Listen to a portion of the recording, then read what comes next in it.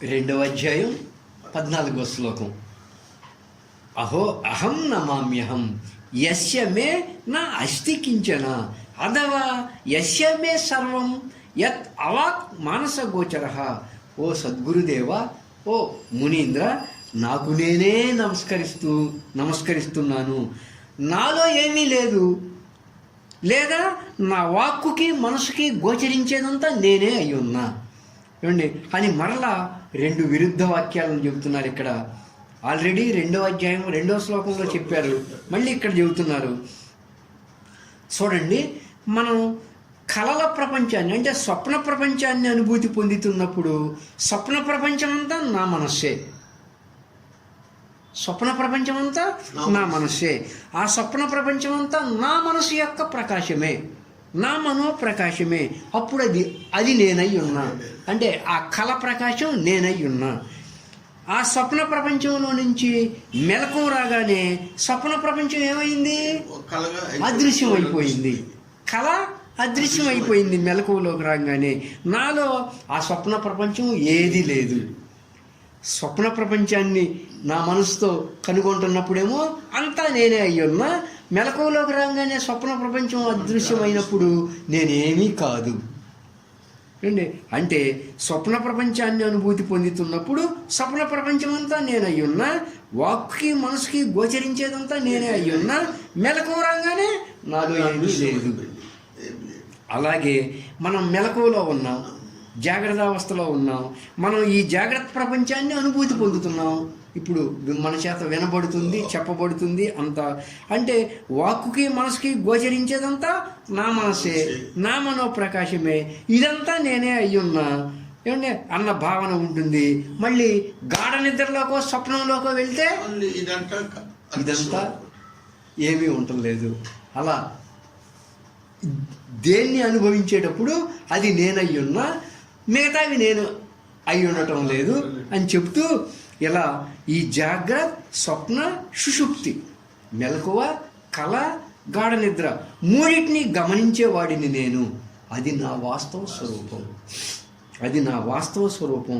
నా వాస్తవ స్వరూపాన్ని నేను అనుభూతి పొందుతున్నప్పుడు మాత్రమే అది నేనై ఉన్నా. నా వాస్తవ స్వరూపాన్ని నేను అనుభూతి పొందుతున్నప్పుడు మాత్రమే అది నేనై ఉంటా. అది నేనై ఉన్నా అంటే జాగ్రత్త అనుభూతిని పొందుతున్నప్పుడు అది నేనై ఉన్నా. స్వప్న సుషుప్తులు నేను కాదు. స్వప్నాన్ని అనుభూతి పొందుతున్నప్పుడు స్వప్నము నేనై ఉన్నా. జాగ్రత్త సుషుప్తులు నేను కాదు. సుషుప్తిని అనుభూతి పొందుతున్నప్పుడు సుషుప్తి నేనై ఉన్నా. జాగ్రత్త స్వప్నములు నేను కాదు. ఏమండి, ఈ మూడిటిని గమనించేవాడిగా నా వాస్తవ స్వరూపాన్ని నేను అనుభూతి పొందుతున్నప్పుడు అది నేనై ఉన్నా. ఈ 3 నేను కాదు. ఈ 3 నేను కాదు. ఏమండి అంటే నమః, అహో అహం నమాం యహం అంటున్నాడు కదా. నమః, మా అంటే మనసు, నా అంటే కాదు. ఏమండి అంటే నువ్వు మనసు కాదు, లేదా మనసు అసలు లేదు. ఏమండి మనం దేహానికి మనసుకి అతీతంగా ఉన్న ఆత్మస్వరూపులం. మనం ఎవరు? మనసుకి దేహానికి అతీతంగా ఉన్న ఆత్మస్వరూపం అన్న భావంతో ఉండాలి. నమః, నమస్కారం అని మనం ఎవరికన్నా చెప్పామనుకోండి, అయ్యా నీ దేహ మనసులకి అతీతంగా ఉన్న నీ వాస్తవ స్వరూపానికి నమస్కారం అనాలి. ఎవరైనా మనకి నమస్కారం చేసినప్పుడు నాకు కాదు నమస్కారం, నా మనోదేహాలకి అతీతంగా ఉన్నటువంటి ఆత్మస్వరూపానికి నమస్కారం చేస్తున్నాడు అనుకోవాలి. మనం ఎవరికైనా నమస్కారం చేసినప్పుడు మీ మనోదేహాలకి అతీతంగా ఉన్న ఆత్మస్వరూపానికి నమస్కారం చేస్తున్నా అని అనాలి. మనకెవరన్నా నమస్కారం చేసినప్పుడు నా మనోదేహాలకి అతీతంగా ఉన్న ఆత్మస్వరూపానికి నమస్కారం చేస్తున్నా అనే భావన ఉండాలి. అప్పుడు అవతల వ్యక్తి కూడా నమః అంటే మనలో ఉన్న చైతన్యానికి ఆయన నమస్కరిస్తున్నాడు. నేను ఆయనకి నమస్కరిస్తున్నాను అంటే ఆయనలో ఉన్న చైతన్యానికి నమస్కరిస్తున్నా, ఆయన దేహానికి మనసుకి కాదు. ఏమండి నమః అంటే మన మనసుకి అతీతంగా ఉన్న చైతన్యానికి నమస్కారం అని అర్థం. మనః అంటే మనఃగా ఉందా వేధిస్తుంది. నమఃగా ఉందా రక్షిస్తుంది. ఎలా ఉంటావు నువ్వు? నమఃగా ఉంది. మనోదేహాలకి అతీతంగా ఉన్న ఆత్మస్వరూపానికి నమస్కారం అంటావా? అది నమః అవుద్ది, అది నిన్ను రక్షిస్తుంది. అలా కాకుండా ఆత్మస్వరూపంతో నాకు పని లేదు, ఈ దేహానికి నమస్కారం చేస్తున్నా అంటావా? మనహ ఉంటుంది. మనహాగా ఉన్నావా వేధిస్తుంది. నమహాగా ఉన్నావా రక్షిస్తుంది. ఎలా ఉంటావు? నమహాగా ఉంటావు. మనోదేహాలకి అతీతంగా ఉన్న ఆత్మస్వరూపానికి నమస్కారం చేస్తున్నాడు. నేను కూడా ఆయన మనోదేహాలకి అతీతంగా ఉన్న ఆత్మస్వరూపానికి నమస్కారం చేస్తున్నాను. That is the point. అది నిన్ను రక్షిస్తుంది. అంతేగాని నేను సుబ్బారావుకి నమస్కారం చేస్తున్నా అన్నావా నిన్ను వేధించుద్ది. ఏమండి, మనం మూలంగా చూస్తే అంతా బ్రహ్మస్వరూపమే, అంతా ఆత్మస్వరూపమే, అంతా విశ్వ చైతన్యమే. అదే మనలో ఆత్మగా ఉన్నది, అదే మనలో జీవ చైతన్యంగా ఉన్నది. మూలంగా చూస్తే అంతా ఏకత్వమే, అంతా ఏకత్వమే. ఆ ఏకత్వాన్ని అనుభూతి పొంది ఒక నిత్య ధ్యాన స్థితిలో అందరిలో ఉన్న విశ్వ చైతన్యాన్ని అనుభూతి పొందుతూ తన వాక్కుకి మనసుకి గోచరించేదంతా కూడా విశ్వ చైతన్యమే, అదంతా నేనే అయ్యున్నాను అని చెబుతూ జనక మహారాజుల వారు జాగ్రత్తలో ఉన్నప్పుడు స్వప్న ప్రపంచాన్ని సుషుప్తి ప్రపంచాన్ని అనుభూతి పొందటం లేదు. స్వప్న ప్రపంచాన్ని అనుభూతి పొందుతూ ఉన్నప్పుడు జాగ్రత్త సుషుప్తుల్ని అనుభూతి పొందటం లేదు. సుషుప్తిలో ఉన్నప్పుడు జాగ్రత్త స్వప్నాలని పొందటం లేదు.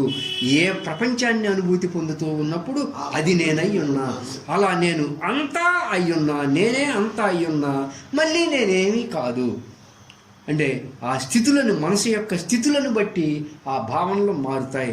నేను ఈ మూడింటిని గమనించేవాడిని. జాగ్రత్తావస్థని గమనించేవాడిని, స్వప్నావస్థని గమనించేవాడిని, సుషుప్తావస్థని గమనించేవాడిని, సాక్షి స్వరూపాన్ని నేను మూడిటిని గమనించే సాక్షిని.